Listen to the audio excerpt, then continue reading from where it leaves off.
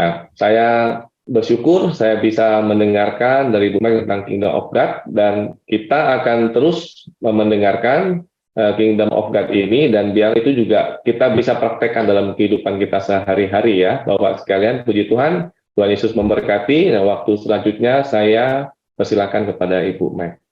Silakan Ibu. Selamat malam all brothers yang saya kasih. Puji Tuhan, senang bisa ketemu lagi dalam keadaan fit. Terima kasih untuk doa-doanya. Puji Tuhan.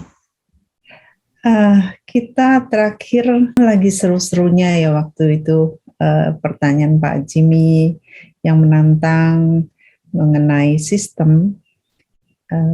Sangat bagus sekali untuk kita mengenal bahwa kita hidup dilingkupi dengan atau oleh sistem dunia. Asal kita tidak menabrak kehendak Tuhan. Jadi memang sistem surga itu beda sekali dengan sistem dunia. Itu sebabnya saat kita berjalan di dalam kehendak Bapa, dan kehendaknya itu kan ada 3 tahap. Kehendak yang baik, ya, lalu yang berkenan, dan yang tertinggi adalah yang sempurna. Yang baik belum tentu berkenan, ya. Tetapi yang berkenan pasti udah lewat baik, gitu. Yang sempurna, yang berkenan belum tentu sempurna, karena ada juga yang namanya permissive will, kehendak yang diizinkan Tuhan. Ya. Misalnya, saudara maksain, tahu itu perempuan itu dari Tuhan banget gitu ya, tapi padahal itu sudah jatuh hati dulu. Tapi dicocokilogi, pokoknya ini kalau begini-begini kayak dari Tuhan. Nah, akhirnya menikahlah.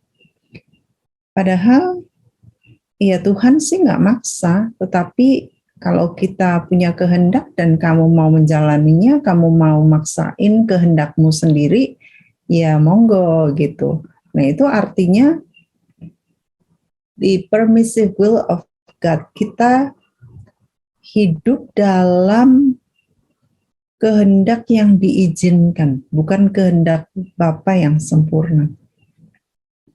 Itu sebabnya karena bukan kehendak Bapa, tapi karena kita maksa, ya udah jalani loh, jungkir balik, ya, dan struggle dan sebagainya.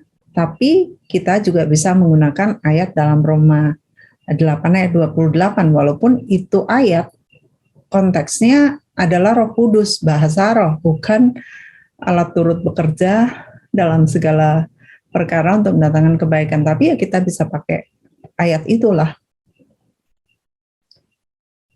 Nah, Allah turut bekerja dalam segala perkara untuk mendatangkan kebaikan. Nah, kebaikan berarti untuk mendatangkan kebaikan, Allah harus mengerjakan segala sesuatu ini. Kalau ngomong untuk mendatangkan kebaikan, berarti ada kesalahan dong, ada ketidakbaikan dulu dong. Ya. Nah, tapi karena orang itu setia, bagi orang yang setia atau apa itu ayat selanjutnya, setia kepadanya, tetapi kamu harus tanggung konsekuensi dulu. Mungkin selama 30 tahun konsekuensi untuk hidup dalam gesekan senantiasa, sampai akhirnya lama-lama sama-sama wise, ya, bijak, sehingga dalam kebijakan itu sama-sama diasah dan makin pinter untuk mengatasi perkara. Akhirnya ya sudah, ya. Nah, itu adalah bukan kehendak yang sempurna, tetapi kehendak yang diizinkan. Jadi ada level-level di dalam kita menjalani kehendak Tuhan, di dalam berjalan bersama Tuhan, saat kita berani untuk menyangkal diri. Karena kehendakku bukanlah kehendakmu, jalanku bukanlah jalanmu, seperti tingginya langit dari bumi, demikianlah pikiranku dari pikiranmu. Itu adalah berbeda sekali, jauh sekali pikiran kita. Nah, sehingga saat kita hidup dalam sistem dunia yang sudah dikotak-kotakin, itu membuat kita nantinya terimpit sana sini karena kita harus mengikuti sistem yang seharusnya kita bukan harus mengikuti sistem, tapi mengikuti kehendak Bapa yang kebanyakan tabrakan dengan sistem. Nah, saat tabrakan dengan sistem, nah disitulah iman kita mulai kita naikkan, kita bangkitkan, kita mulai mempercayai kehendak Tuhan, kita mulai mempercayai pimpinannya, kita mulai menggunakan iman, atau kita nyerah, takut, dan kita terkurung lagi dalam sistem. Yang akhirnya nantinya kita tidak akan bisa memenuhi kehendak Bapa yang sempurna. Ya, silakan Bapak Ibu, maaf, kebiasaan ngomong Ibu, jadi Bapak semua. Alright, gentlemen, silakan. Tapi kalau Ibu Meg bilangin, kalau kehendak Tuhan ada yang berkenan, misalnya yang tadi Ibu Meg sampaikan, kalau kita dikasih Tuhan menikah gitu contoh, terus kita maksain diri, terus akhirnya selama beberapa tahun struggling gitu ya, gesekan, akhirnya lama-lama pinter. Ya itu artinya kita udah jatuh dulu, terus baru Tuhan memperkenankan gitu, Bu Meg, atau apa istilahnya, atau menjadikan sempurna. Kalau saya lihat kan ada hal kalau udah jatuh, apakah bisa jadi sempurna? Menurut Bu Meg bisa ya, betul ya, Bu Meg ya. He is a God of second chance, and he is a God who does recycle. Jadi saya masih terus, entah ya, apakah saya pernah mikir lagi ya. Jadi begini, ini mungkin out of topic ya jadinya, tapi let's brainstorm together ya. Gini, apakah jodoh itu dari Tuhan? Atau jodoh, orang sering bilang jodoh ada di tangan Tuhan, ya. Atau jodoh ada di tangan kita sendiri. Nah, ini menjadi pertanyaan yang mana kenapa banyak perceraian dan kenapa juga banyak pernikahan ulang, atau juga orang yang sudah kehilangan atau ditinggal meninggal pasangannya menikah lagi, gitu ya. Yang akhirnya kita berpikir dong, kalau kehendak Bapa yang sempurna atau apa ya, Tuhan sudah menggariskan, atau jodoh itu adalah satu-satunya dari Tuhan, berarti terus kalau dua gitu gimana? Ya, kalau meninggal terus menikah lagi, terus gimana? Nah, jadi pertanyaan-pertanyaan ini membuat akhirnya banyak kesimpulan ya, yang mana tidak bisa disimpulkan di wrap up dengan kata lain. Nah, ini dia jawabannya. Enggak begitu ya. Bahkan di dalam Perjanjian Baru dikatakan bahwa Paulus berkata, kalau kamu mau ambil salah satu girls in the community gitu ya. Hah? Itu bahasa Inggrisnya gitu aja. Hah? Kalau kamu mau ambil, what do you mean? You mean you can just pick up one girl because of the nafsu yang tidak bisa dibendung, ya? Ataukah kita harusnya berdoa, nanya Tuhan? Belum tentu tanda kutip jodoh itu ada di dalam community ini, gitu. Jadi itu yang akhirnya membuat suatu pemikiran yang panjang. Lalu kembali kepada pertanyaan Pak Jimmy, He is a recycle God gitu. Anyhow, hidup kita di dunia, jangan sampai saya salah nih, jangan sampai nanti ada yang salah mengartikan. Anyhow, kehidupan di sorga itu, tanda kutip, tidak ditentukan dari berapa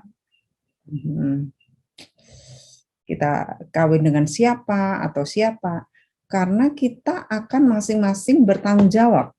Dan di surga itu tidak ada yang namanya kawin mengawinkan. Di sana hanya berkata nanti, oh dia dulu waktu di dunia istri saya. Yang mana istri itu hanya untuk menurunkan keturunan ilahi. Memberikan anak, menghasilkan anak gitu. Tetapi tanggung jawab masing-masing kita, ya memang dibilang bahwa suami istri itu adalah ahli waris, ya ahli waris kerajaan sama-sama itu. Tetapi ya kita masing-masing bertanggung jawab atas diri kita masing-masing nanti jikalau di surga. Jadi tidak sulit ngomong, tidak tanda kutip ditentukan oleh dia jodoh saya atau dia bukan jodoh saya kawin sama satunya dan sebagainya gitu. Agak melebar sih. Di salah satu firman yang saya bagikan seminggu 2 kali itu ada salah satunya pertanyaan saya begini. Baiknya itu kalau nggak salah ya ada 2 pertanyaan saya. Milih mana? Yakub tidak mengawini Rahel dan Bilha Zilpa dan tetapi tidak mempunyai anak Yusuf, atau ya dia harus mengawini Rahel juga dan memperoleh anak Yusuf gitu. Lalu Daud ya, apakah baiknya dia tidak mengawini, tidak berzina dengan Batsheba sehingga dia tidak punya anak Salomo, atau dia punya anak Salomo dengan kejatuhannya dengan Batsheba? Dan daftarnya masih bergulir gitu. Ya seperti Raja Hizkia itu dia minta perpanjangan umur dari Tuhan dan Tuhan tambahkan 15 tahun, tetapi di tahun yang ke-13 dia punya anak yang membuat Tuhan itu marah sekali sampai nggak bisa ngampuni turun-temurun karena gitu ya. Ini anaknya begitu kejam, membunuh, mengorbankan anak-anaknya, membangun kembali pilar-pilar penyembahan berhala dan sebagainya. Jadi ya seperti Yakub itu bagaimana kita bisa mengulang balik? Udah nggak bisa, dibalikin tuh udah nggak bisa, karena istrinya udah 4, anaknya begitu banyak. Kalau kita baca ya gemes-gemes, kenapa sih dia dikasih berebutan istri begitu, kemudian dikasih budaknya kenapa mau sih gitu ya. Jadi complicated gitu. Nah, jadi pertanyaannya Pak Jimmy, ulang lagi. Ya, memang kalau pertanyaan sederhananya mungkin kalau saya lihat ada 2 sistem itu. Ya sistem satu ini, satu lagi kehendak Tuhan kan, Bu Mek, karena kita udah jatuh dalam dosa. Padahal kalau dulu kan menjadi satu ya. Nah, kalau sekarang apalagi ya kalau tadi Bu Mek kasih contoh mengenai pernikahan, ya akhirnya balik yang tadi ya, banyak turunannya nih. Kalau ini nggak jadi sama ini nggak jadi sama ini. Tapi kalau saya lihat sih sederhananya apapun yang sudah dijalankan, Tuhan akan bisa sempurnakan kalau kita balik ke Dia kan ya, Bu Mek ya. Makanya tadi Bu Mek bilang ada recycle gitu ya. Is a recycle God. Okay, yeah, that's good question. Nanti ada salah satu modul sesi yang berjudul Plan A, Plan B. Plan A-nya Tuhan. Bagaimana jikalau kita udah masuk ke dalam plan B? Ya nasi sudah menjadi bubur. Tetapi kalau di plan B, kamu juga melakukan seperti di plan A dulu, dengan kamu mengejar, dengan kamu minta ampun, kamu rendah hati, dan gini-gini, itu plan yang harusnya B, ya kalau kamu bisa menjalaninya lagi atas tuntunan Tuhan, itu bisa menjadi plan A kamu, karena nggak mungkin banget. Jadi ada hal-hal yang demikian yang, seandainya ya, kayak motornya, kayak Yakub menikahi budak-budaknya, menikahi Rahel, itu menurut saya udah kesalahan gitu. Saya waktu kemarin berapa 2 bulan yang lalu di Israel, kami mampir saya pingin banget ke Gua Mahpela ya, di mana Abraham dan keturunannya dikuburkan di sana. Saya bacakan dari Kejadian bahwa di sanalah aku menguburkan Sarah istriku, ya Abraham, dan di sanalah Ishak menguburkan Ribka istrinya, dan di sanalah aku menguburkan Lea. Jadi si Yakub ini ingin nantinya dikuburkan di samping Lea. Kenapa kok Lea gitu? Padahal dia cinta banget sama Rahel istrinya. Jadi bagi saya tanda kutip cinta tidak selalu berhubungan dengan kehendak Tuhan dalam hal itu ya. Yakub tidak pernah bertanya kepada Tuhan, Tuhan apakah dia jodohku? Apakah dia yang Tuhan sediakan bagiku? Nggak nanya begitu. Jadi waktu pamannya Pak Laban ini menyodorkan di malam hari, menyodorkan Lea, ya kita selalu anggap nggak pernah ada yang kebetulan ya. Itu adalah juga kehendak Tuhan, walaupun dilicikin gitu. Tapi kenapa Tuhan masuk gitu ya, untuk kehidupan yang sangat penting, orang yang dijanjikan diberkati dan yang Tuhan tunjukkan tempat di mana malaikat turun naik dari Bethel sana. Jadi kalau saja kita mengerti bahwa di dalam kehidupan kita ada sisipan-sisipan yang tidak kita kehendaki, tetapi yang kalau kita tahu bahwa itu adalah kehendak Tuhan, bahwa gini, bukan itu adalah kehendak Tuhan, yang kita tahu bahwa hidup kita adalah hidup kita di tangan Tuhan, planning Tuhan ada di hidup kita, maka semua yang terjadi dalam kehidupan kita itu tidak pernah ada yang namanya accident. Kalau kita sudah ngerti sampai di situ, dan kalau kita berdoa, Bapa di surga, Bapa kami yang ada dalam surga, dikuduskan nama, jadilah kehendak-Mu di bumi seperti di surga. Kalau kita udah menyatakan hari-hari, tiap pagi kita doa, jadilah kehendak-Mu di bumi seperti di surga, maka yang terjadi di bumi ini, yang walaupun nampaknya bukan kehendak kita, tidak menyenangkan, dan suatu malapetaka, kita harusnya kita yakin bahwa ada tangan Tuhan di sana, ada blueprint Tuhan di sana. Ya. Asal kita udah mengusahakan, kita udah semaksimal kita dengan iman dan sebagainya. Nah, kalau ada susupan seperti itu, let it will be done. Gitu. Alright, ya, silakan. Ya, lanjut. Yang ingin saya tanyakan soal sistem. Macam kalau di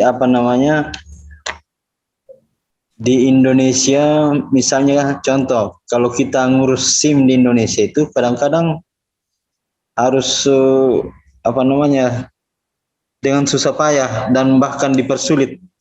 Akhirnya karena sistemnya walaupun kita tidak mau membayar, tapi karena kita kadang-kadang butuh, akhirnya kita lakukan itu. Dibanding dengan misalnya di Singapura, di luar negeri, yang karena sistemnya berjalan dengan baik, jadi tidak ada hal-hal seperti itu. Jadi ya kita mengikuti sistem aja, nggak ada yang namanya harus bayar atau apa, mengurus SIM atau ya saya sih pernah ngurus SIM di luar negeri ya. Tapi katanya itu sudah menurut sistem, jadi tidak ada yang namanya pungutan liar, tidak seperti di Indonesia kalau kita memperpanjang SIM aja udah baru masuk di itu sudah di ini sama calo, ditanyain mau perpanjang atau gimana. Jadi kira-kira bagaimana itu Bu Mek? Ya, balik lagi, kalau kita merasa kita berada di bawah sistem dan kita berkata, ya di Indonesia tuh begini, tetapi di luar negeri tidak begini, maka artinya kita sudah berada di bawah sistem. Sedangkan sistem yang berlaku itu atau sistem yang diberlakukan itu sudah dilencengkan. Tapi sebenarnya kalau kita mempercayai dan kita balik lagi, kita mau berada di luar sistem demi kebenaran, maka Tuhan tetap akan meloloskan kita. Saya punya kisah. Satu kali saya diundang di Korea, itu setelah saya pulang dari Amerika ya. Jadi saya udah melewati sekolah di Korea dan Amerika. Saya diundang di Korea, kemudian dan Korea ini nggak tahu sekarang kayaknya enggak. Zaman dulu itu masih ada yang namanya SKKB. Disuruh kita, salah satunya SKKB, surat keterangan kelakuan baik. Dan saya ada di Jakarta. Waktu itu KTP saya masih KTP Solo. Wah, waktunya mepet sekali. Jumat dan Senin itu SKKB udah harus diserahkan, harus ke Korean Embassy. Wah, saya bingung gimana ya. Akhirnya saya telepon adik saya. Saya bilang, tolong ya, kamu bikinkan, pergilah ke kelurahan untuk saya dapat SKKB. Oh, nggak bisa, kamu harus datang sendiri orangnya. Ya, tapi nggak mungkin kan waktunya, tolonglah gitu. Nggak bisa, saya bilang. Bisa, saya akan doa gitu. Jadi sebelumnya teman saya nawarin. Nah, maka saya ngikutin. Waktu saya ngikutin, saya tinggal tanda tangan, kami masuk di satu instansi kepolisian yang besar, dan teman saya ini kenal orang-orang dalam. Tiba-tiba teman saya ini ngasih uang gitu, salam tempel.